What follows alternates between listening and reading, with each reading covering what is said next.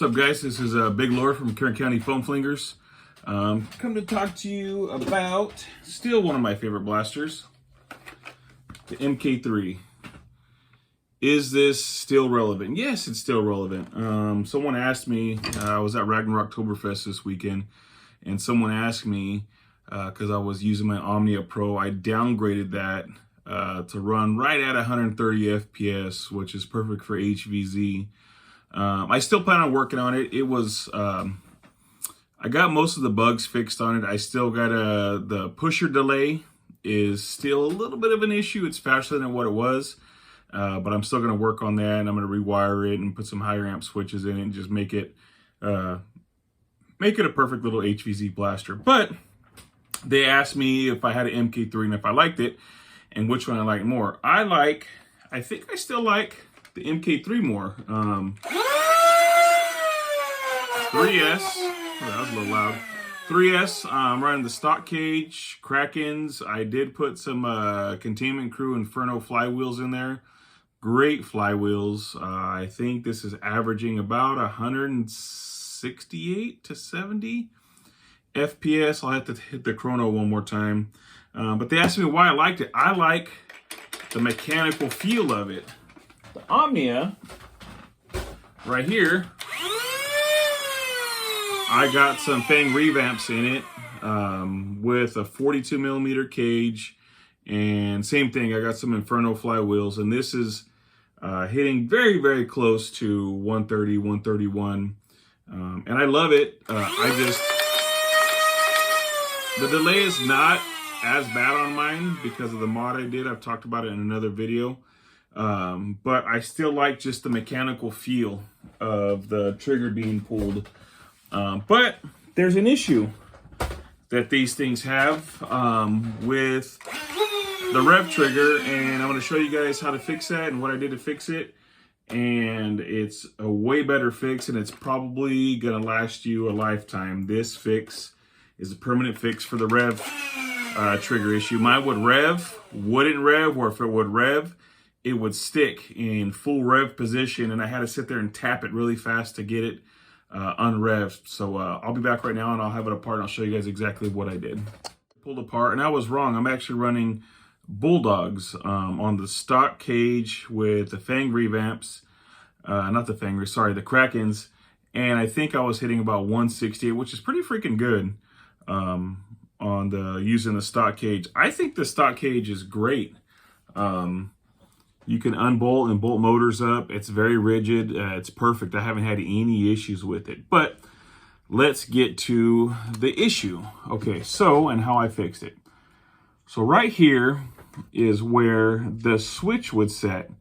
So with that switch being right there, and on top of that, they only use cheap, I think, 5 amp switches in these things. So the switch would sit right here, and it was very weak, and it had so this had to come up, and I had to push the button this way. It wasn't very clicky. You know, everyone talks about that clicky feel that they like about the higher amp switches. Oh, there goes a rev trigger. But so what I ended up doing is I ended up getting a Strife switch plate, hot glued it, and I didn't do high temp hot glue. Hot glued it, and then hot glued the switch down right there.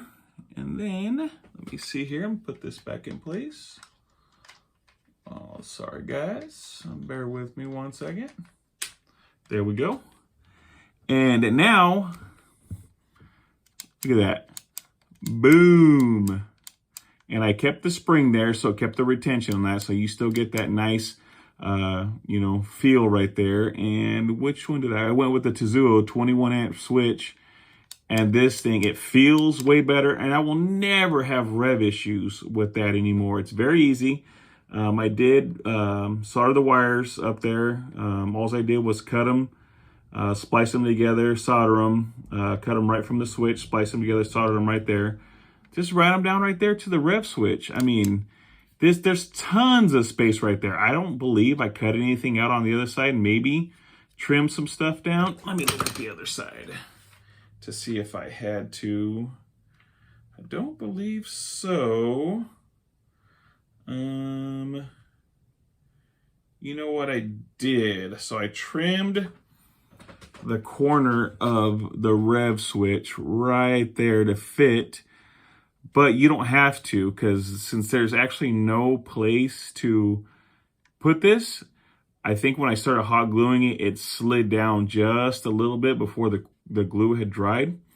And I tried to put the shell on, it wouldn't go on because this corner was interfering with the other side of the shell. But that's it. You mean you can move, you've got a little bit of room to play with around here with the stripe switch plate and to get it right where you want it. And that stripe switch plate raised it up enough to where this lined up perfectly. And then, man, look at that.